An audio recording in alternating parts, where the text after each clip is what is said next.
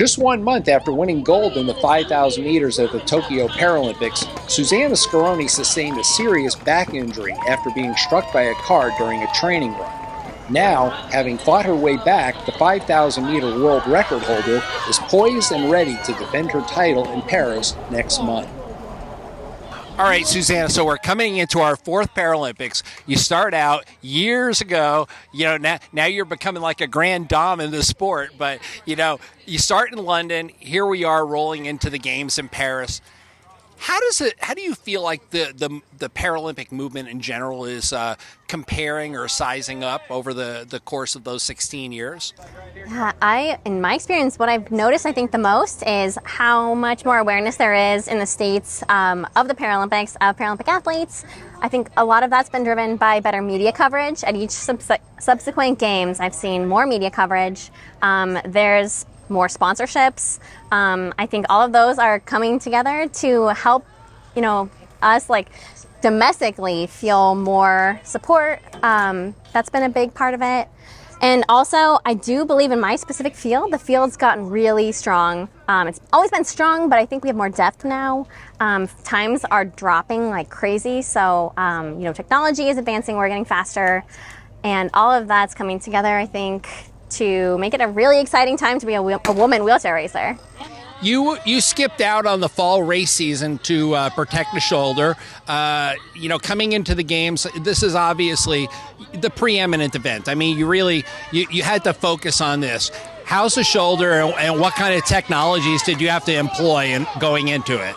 Yeah, so I'm happy to report that my shoulder is so much better. I had to, employ a lot of rest, use the wisdom of my coach and some really great medical staff at the USOPC in Colorado Springs. I elected to have a PRP injection, which is a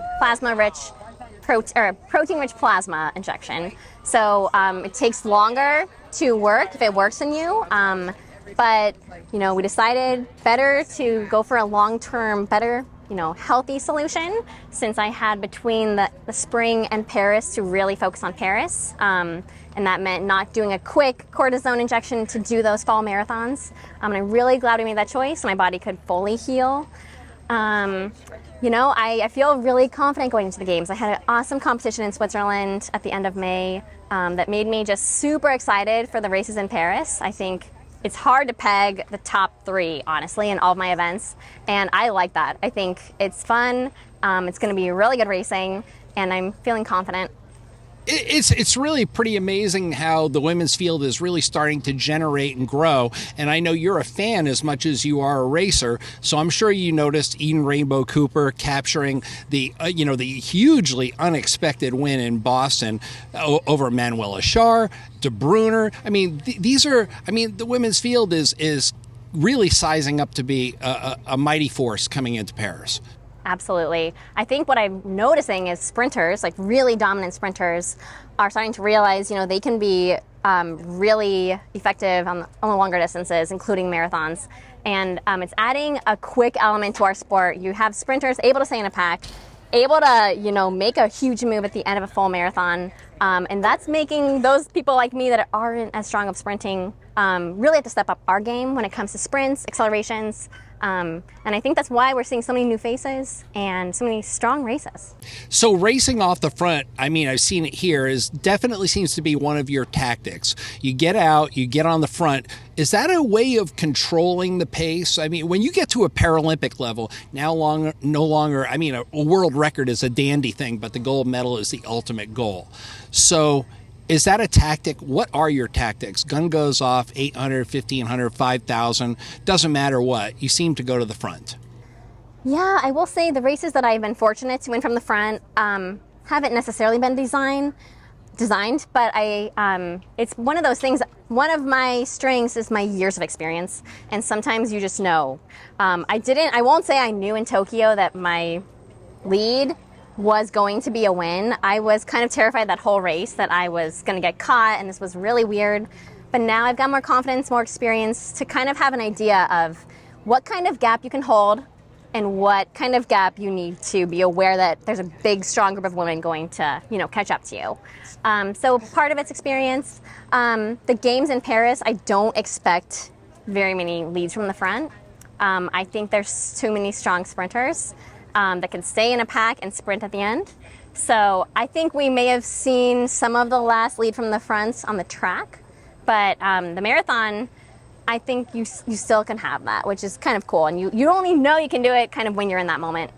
The track is so highly technical. You can't get yourself pinned. You can't drop. You understand that once you've gotten on the front, if you start to drop back, you can easily get boxed. Once you're boxed, then it's no longer up to you. You've been taken out of the equation. So is that something that you remain focused on when you race, knowing that you have to keep yourself in a position to win in order to win? Absolutely. And like I said, my competition recently, I was fortunate to see a lot of things unfold. And so that's given me even more focus on where you need to not be in order to avoid a box. That will be a huge thought process when I'm in things like the 1500 and the 5K in Paris, is like position on not getting boxed. So you're defending a gold coming into Paris. Does that put a target on your back? I think in some ways, I think, we have 3 really strong 5,000 meter athletes that we know of. So I would say Catherine de Brunner for sure. Switzerland? Manuel Achard, also Switzerland, and me. But then we have these sprinters, a woman named from Belgium. We have Tatiana McFadden, obviously. A lot, or maybe not in the 5. There may be some, and you just never know. At Worlds last year in the 5K, Catherine de Brunner tried to control it by slowing it down a lot. And so you can have tactics like that to make it become a sprint finish.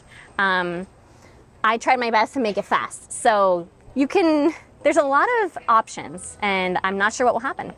What's your favorite event and why? I think that the 1500 meter might be my new favorite event.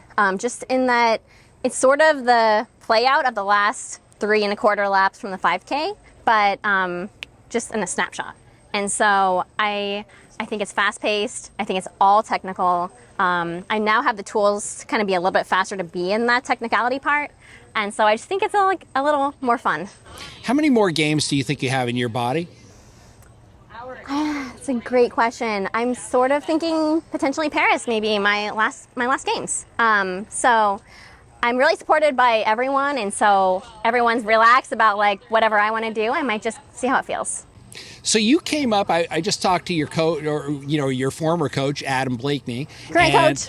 Yeah. Great coach. Well, Yeah. he certainly is, with experience himself and a medal himself in the Paralympics. How do you see the collegiate program starting to play its role in the advancement of the adaptive athlete? Yeah, I think one, it's an enormous role. So you have some great junior programs, like I was fortunate to be a part of Paris Sport Spokane, and then there was a next level option for me, and we have limited options for that. So the U of I offers, and Arizona, and some others in NCAA offer that like next level step for people that actually want to see this as something worthwhile and becoming a career out of. So it's an enormous role for that. And additionally, it gets more exposure into the NCAA. Now that there is more of a partnership with USOPC and NCAA, I think we're at the beginning of what can be really cool, in that it will provide more resources for para-athletes that don't just have to choose one university that offers a sport versus, being at a university, being a part of the NCAA, now being given those better resources, I think will help the whole Paralympic movement. Well, I'd love to get with you in the studio and talk about your role as a dietitian and all your qualifications. I want to hit you with 1 or 2 questions about what it means to nutritionally make yourself ready to be an athlete. How big a role has that played in your health, well-being, being able to maintain this status as long as you have? It's played a huge role in me in many, many ways. From the very beginning, that sparked my interest in nutrition. I learned what not to do and what the risks are for undereating.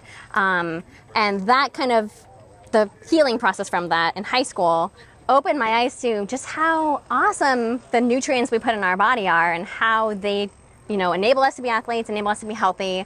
The more I've learned through 10 years of college, the more routes I see nutrition playing roles in different ways. So whether it's mental health, whether it is sprinting or endurance, different things there, whether it's, recreational athletes, whether it's the aging lifestyle or lifespan, different conditions. I think nutrition has opened my world to see there isn't one thing you have to do, which means there's less fear around it. There are a lot of options. But then two, it's just been this kind of exciting thing to keep trying. Oh, what does this do? How can this impact my performance? And I've seen a lot of great benefits from it. And it's fun to get to share with different people. So that's its own reward. So it's had a lot of great roles for me. For you personally, is it more about natural, what you can get out of the grocery store, or are all athletes today utilizing shakes and other types of protein sources in order to get bigger, stronger, faster, and maintain their health? That's a great question. I will say my main philosophy is a food-first approach. So I do believe we can get all the nutrients that we need as athletes and as high-performing athletes from whole foods. I think that's the better route. But I also believe that convenience can be king when it comes to a busy, active lifestyle. And I don't see there being a horrible risk with some supplements as long as they are third-party tested. But with supplements, there's always somewhat of a risk that you may have a banned substance in there. They're expensive. I do not believe ever that they are the only way to get bigger, faster, stronger. But I can see their use in specific instances when time or access becomes an issue for someone.